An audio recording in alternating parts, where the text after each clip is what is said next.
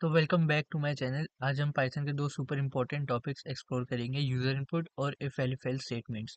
ये दोनों कॉन्सेप्ट्स मिलाकर आपके प्रोग्रामिंग की फाउंडेशन बनाते हैं। तो बिना टाइम वेस्ट करे स्टार्ट करते हैं। तो सबसे पहले बात करते हैं यूजर इनपुट की। प्रोग्रामिंग काफ़ी बोरिंग हो सकती है अगर हम सिर्फ फिक्स वैल्यूज़ के साथ काम करें। तो यूजर इनपुट हमें यूजर से डेटा लेने की फैसिलिटी देता है। पाइथन में इनपुट फंक्शन से हम यूजर से कुछ भी इनपुट ले सकते हैं। तो एक छोटे एग्जांपल लेके देखते हैं। पहले यहाँ पे एक नई फाइल क्रिएट कर देते हैं, user input dot P Y के नाम से। तो पहले वेरिएबल लेके देखते हैं नेम।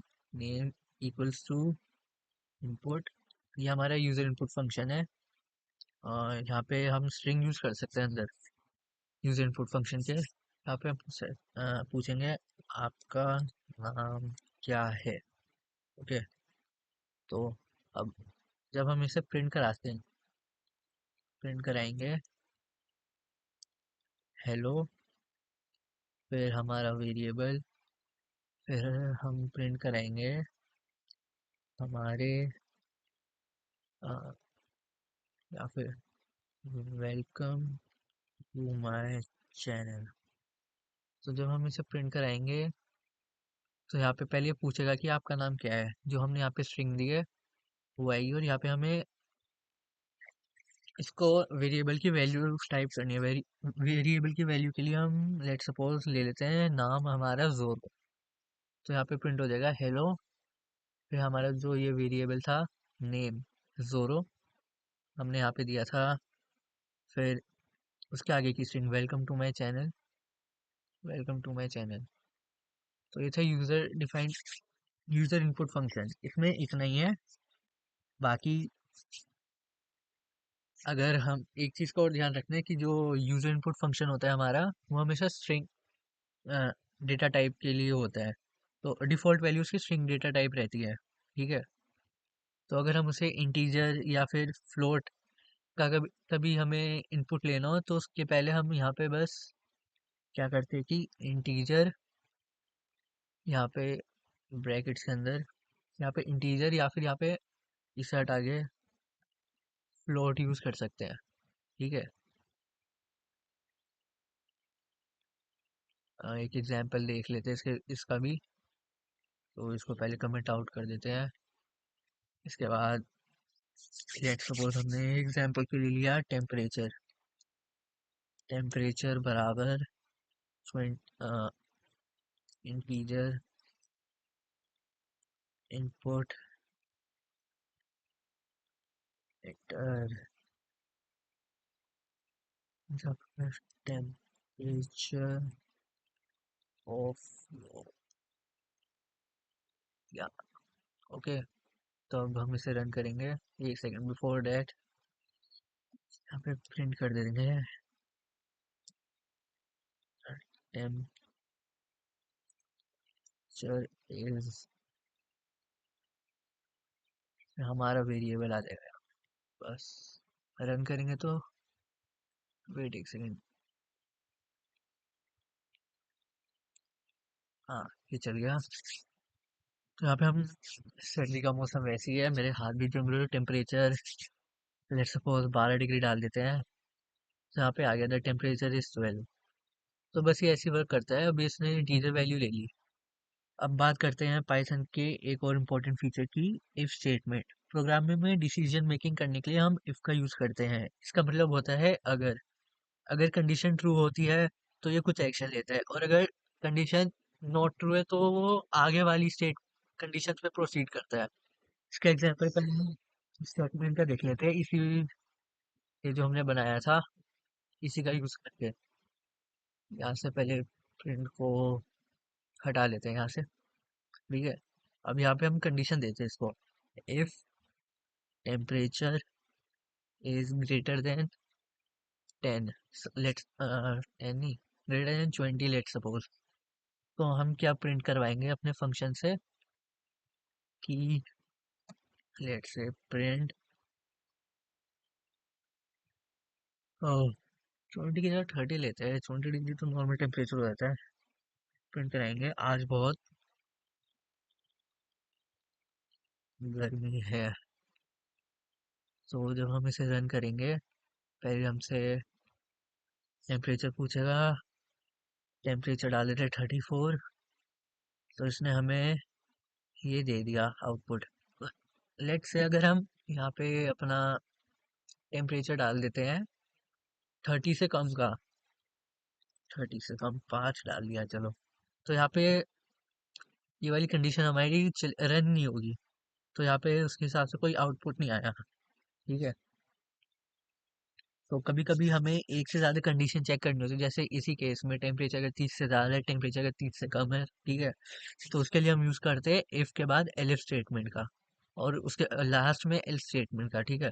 तो यहाँ पे हम यूज करेंगे elif temperature greater than 20 and temperature less than equal to 30 degree. ठीक है। तो यहाँ पे अब हम प्रिंट करेंगे आज का टेम्परेचर बहुत अच्छा है। ये हमारी दूसरी कंडीशन होगी। ठीक है। और लास्ट में हम डालेंगे एल स्टेटमेंट का यूज करेंगे। प्रिंट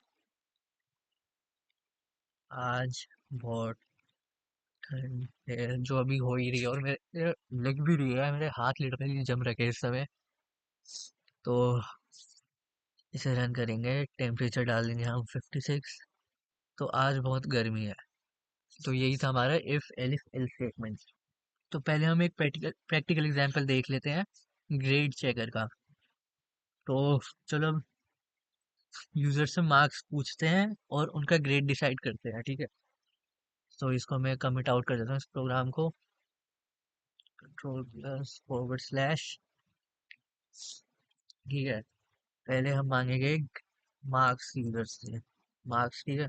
ये हमारा पहला वेरिएबल हो गया, इसमें हम यूज करेंगे फ्लोट फंक्शन का। फ्लोट क्योंकि मार्क्स पॉइंट्स में भी हो जाते हैं कभी कभार, उसके लिए फ्लोट। फिर इनपुट फंक्शन का यूज करके फिर यहाँ पे स्ट्रिंग में दिखाएंगे एंटर योर मार्क्स। तो ये था हमारा मार्क्स वेरिएबल। अब लगाएंगे if condition, if marks greater than 90।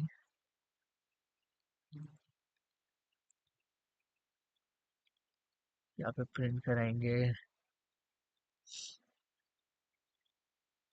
Your grade is A, if if नहीं, अब आएगा elif statement. Elif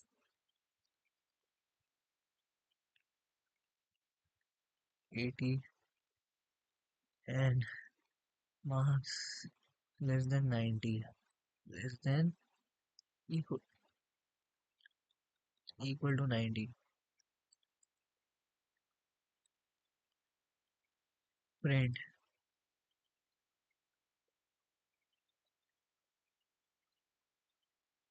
your grade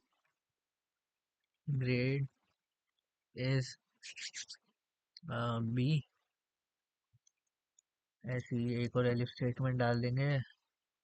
इसको कॉपी पेस्ट ही कर लेते, कौन बार बार लिखेगा। Control plus C plus V, फिर अगेन कंट्रोल प्लस वी। ठीक है। और बस मार्क्स चेंज करते हैं वहाँ, यहाँ पे 80 कर देंगे, यहाँ 70, यहाँ 70, यहाँ 60। और ग्रेड चेंज कर लेते हैं बस, यहाँ सी, यहाँ डी। ओके। और लास्ट में एक एल स्टेटमेंट डाल देंगे। Else print you need to study hard. तो ये हमारा प्रोजेक्ट हो चुका है। वो अब हम मार्क्स डाल के देखते हैं। लेट्स सपोज मेरे आए 98 मार्क्स बोर्ड में। ठीक है। तो मेरा ग्रेड हो गया यहाँ पे ए। ऐसे ही दोबारा रन करेंगे तो तो लेट सपोज तुम्हारे मार्क्स आए 678। मेरे से पढ़ रहे हो तो ज़्यादा बेकार भी नहीं आएंगे। आज के लिए बस इतना ही। आपने सीखा यूज़र इनपुट लेना और इफ़ एलिफ एल्स स्टेटमेंट का यूज़ करना। अगर आपको ये वीडियो पसंद आया हो तो लाइक करें और नए कंटेंट के लिए सब्सक्राइब करें। तब तक के लिए मैंने डिस्क्रिप्शन बॉक्स पे कुछ क्वेश्चंस प्रैक्टिस करने के लिए दिए हैं, तो उसके प्रोग्राम्स खुद बनाए, उसमें खुद एक्सपेरिमेंट करके देखो कि क्या चेंज करने से क्या होगा। अगर यहाँ पे फ्लोट डाल दिया, फ्लोट की जगह हम इंटीजर ले लेते हैं तो उससे क्या चेंज पड़ेगा, वगैरह वगैरह के खुद इम्प्लीमेंट करके देखो। उससे तुम्हें ज़्यादा समझ में आएगा। और अगली वीडियो में जो मैं डिस्क्रिप्शन में जो क्वेश्चन दे रहा हूँ उसी के सॉल्यूशन के बारे में बात करेंगे। Till then